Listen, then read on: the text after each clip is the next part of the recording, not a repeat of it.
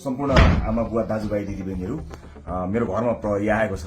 मैले समाचारबाट उच्च अदालतको आदेशबारे थाहा त पाएँ, तर बिना कुनै कागज अहिले यतिखेरसम्म मलाई केही पुर्जी पनि दिएको छैन, कागज पनि दिएको छैन। मेरो घरभित्र आएर बेडरुमभित्र आउनुभएको छ, मैले सार्वजनिक पनि गरिसकेको छु। अब यसरी तैनाथ उताबाट आदेशभन्दा पहिले तैनाथ हुने यो सबै चिजले एउटा ठूलो आशंका सिर्जना गरेको छ।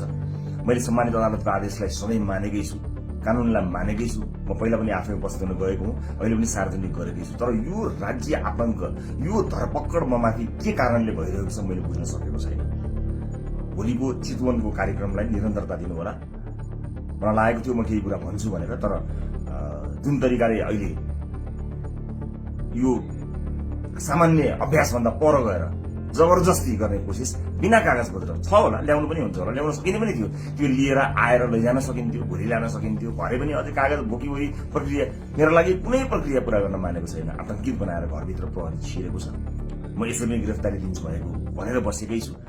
जे होस्, आम नागरिकले सब चिज हेरिरहेका छन् भन्ने मलाई विश्वास छ। न्यायको लडाई म एक थोपा रगत रहुन्जेल लडिरहन्छु। यहाँले साथ दिनुहुनेछ भन्ने विश्वास मैले लिएको छु।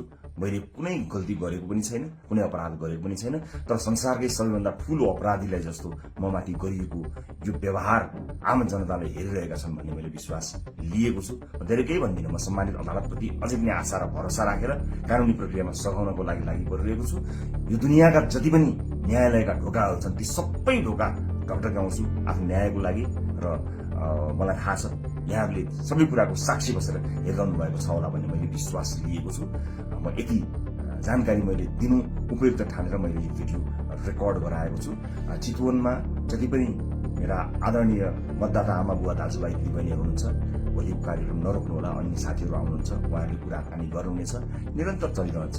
मलाई यिनीहरूले हत्या नै गरेछन् भने पनि नेपाली मतपत्रमा घण्टी चुनाव चिन्ह